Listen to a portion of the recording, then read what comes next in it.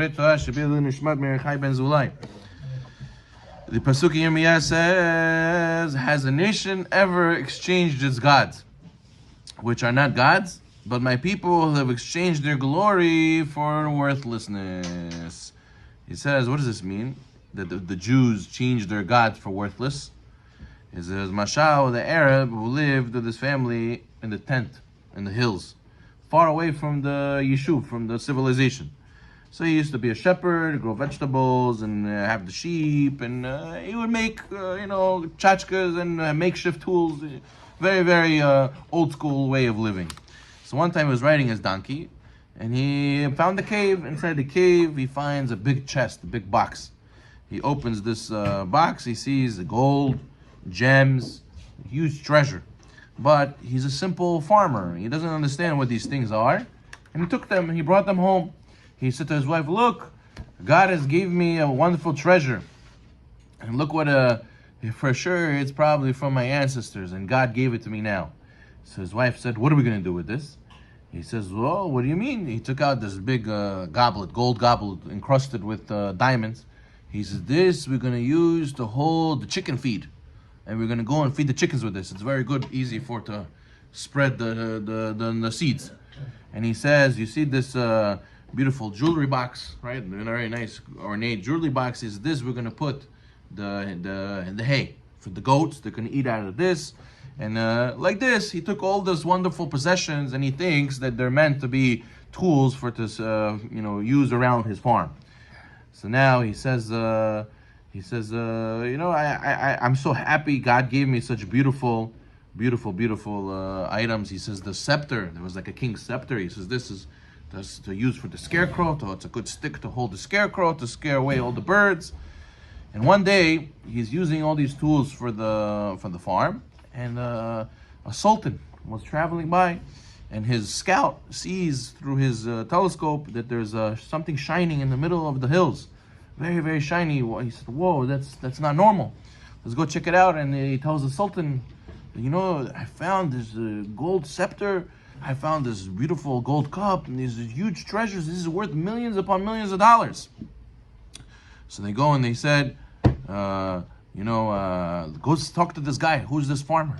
He goes to the Arab's tent. He says, listen, let me give you good advice. Bring your new tools to the palace and the king will pay you well. So, okay, what does he want to do with farm equipment? What does he have to do with donkeys and goats and chickens? Okay, say come. He comes. He brings all the tools to the king. So the next day, he has an audience with the king. He goes into the throne room, and he sees that the king lives in such a majestic place. So many similar objects. He says, this king, he has so many similar things like I have. Like, he's also a farmer. He's also into the same business I'm into. And he was so shocked. And he said to him, listen, peace be to you. However, you should know, I want to teach you, you're misusing it. You don't realize what you're doing. You're putting the most precious of gold, of silver, of diamonds, and you're putting it in the mud, and you're letting the cow eat out of it. Basically you're off the moon. Let me teach you what this really means. Says the Ben Ish Hai that Hashem gave us similar items, treasures, tools that are priceless. The limbs of our body, our eyes, our ears, our mouth. You go to get a prosthetic today, how much it costs, even arms and legs and fingers, and how much more so eyes. Eyes is very hard to find. The smell is very hard to replace somebody's sense of smell. Hearing, people could get a cochlear implant, and that's a whole surgery and thousands of dollars to get an implant. But nonetheless, Hashem gave it to us for free. Hashem made it to work every single day for us. And Chas v'shalom, we shouldn't use it for the mud and the chickens and the goats and the dirt and the filth. To look at immodest things, to hear lashon hara, Chas v'shalom, to make jokes with our mouth about other people, to eat forbidden things, to do forbidden deeds with our hands or our feet, to go to improper places. So he says, a person is to know, if you're falling into this and you're misusing them, it's out of ignorance. It's out of ignorance. The farmer didn't even realize what he was holding. That's why he used it for dirty things. But if we would understand what is the gift of our arms, our eyes, our ears, our nose, we would be like the king who would say, what are you doing? You're misusing this. This is not meant for this. It's such a low, worthless purpose. So therefore, we have to realize and appreciate, if you're misusing it, It means you either don't remember that it's from Hashem, or you don't appreciate what you have. Once you appreciate the fact that we're alive, the fact that we can see, the fact that we can hear, the fact that we can use our limbs, we have to make it. We owe it to Hashem to use it for the proper thing. Pasuk in Mishlei says that Ozin Shomat, Ayin Ro'ah, and Hashem has made both of them. The hearing ear, the seeing eye, Hashem made both of them. Thank God we are given the Torah of the truth and life. But why did HaKadosh Baruch Hu wait till the Jews left Egypt to give them Torah? Why didn't He give them right away to the Avot, to the Abraham, Isaac, Yaakov? He waited all the way till Moshe, and then we were 40 years in the desert till finally got Torah. So He says that the whole idea, the Merkei Avot, last Mishnah says, Sha'akol bara lichvodo. Hashem created the whole world and everything in it, and the Torah and the Jews and everybody, in order to recognize God's greatness. As King Solomon said, right, that you have to know the God of your father, ve'avdeu, and serve Him. And there are two ways to achieve this. One, by seeing the miracles of the world. A person realizes, look at this miracle, medical miracle. Let's say somebody came back to life. Wow, Hashem is so great. But there's another way. There's another way, and that's called the easier way, which is studying Torah.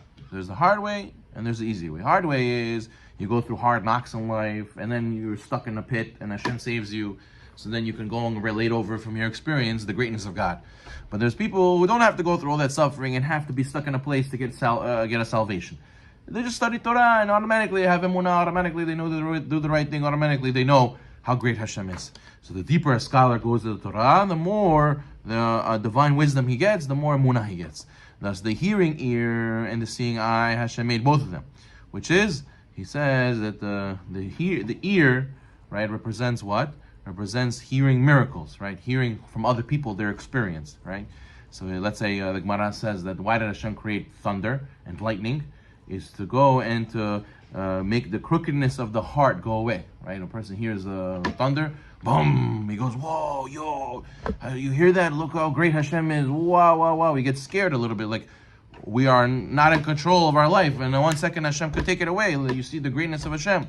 So that's scary, but at the end of the day it's good, because now you have emunah. So that's like experiencing a miracle. But then there's ayin ro'ah. Ayin ro'ah is the easier way. Seeing eye, what's the seeing eye? The seeing eye is learning Torah, using your eyes to learn Torah and to see it yourself, get emunah yourself. That is the better way. So therefore there's two ways. The hard way is ozin shomat. The easy way is ayin ro'ah, seeing with the eye. So the miracles that happened for Avraham, Isaac, Yaakov, how did they learn? They learned through miracles. Avraham was thrown in the in the oven, and he survived. You have Yitzhak Avinu, who was Akedat Yitzhak. You have Yaakov Avinu, Lavan, Esav, all these trials and tribulations, and they were miracles that they were saved from. And then we have finally the Jewish people who were in the Misraim, and they had even more miracles than them. They had the 10 plagues, they had Kiryat Yamsuf, they had tremendous, but over there, it wasn't just Abraham, Isaac, Yaakov. They had miracles, and then they tell their kids. The Moshe Rabbeinu had experienced miracles with all Am Yisrael. They didn't just Ozen Shomah. They didn't just do listening from Abraham, Isaac, Yaakov. They saw it with themselves, as it says in this week's parasha, right? That when they did Kiryat Yamsuf, even the maidservant saw Hashem in a higher level than Cheskel ben Buzi, the Navi Cheskel, who saw, he has many chapters in the Navi of all his prophecies. A maidservant was able to say, Zeh Zeh means she could point to it. She could say, that's Hashem. They're right there. I see it. I see the greatness of Hashem. I can go. I know for sure there's Hashem. I see it with my eyes. So therefore, Hashem gave the Torah to that generation. Why? Because Hashem wants us not to learn the hard way. Hashem wants us to learn the easy way. The easy way is the ayin ro'ah. But the problem is the eyes, they have eyelids. If you want, you could close your eyes and you don't see anything. Then how does Hashem get your attention? If a guy's eyes closed, how do you get his attention? You yell at him. You scream at him. Ozen Shomad. Hashem says, oh, you close your eyes? Ozen Shomad. Then I'm going to get through your ear. Through your ear, it's not so simple. It's not so easy. You'll be stuck somewhere and you'll get salvation. You get a miracle. But the Ayin Ro'ah, you avoid all those issues. Baruch Adonai Olam. Amen.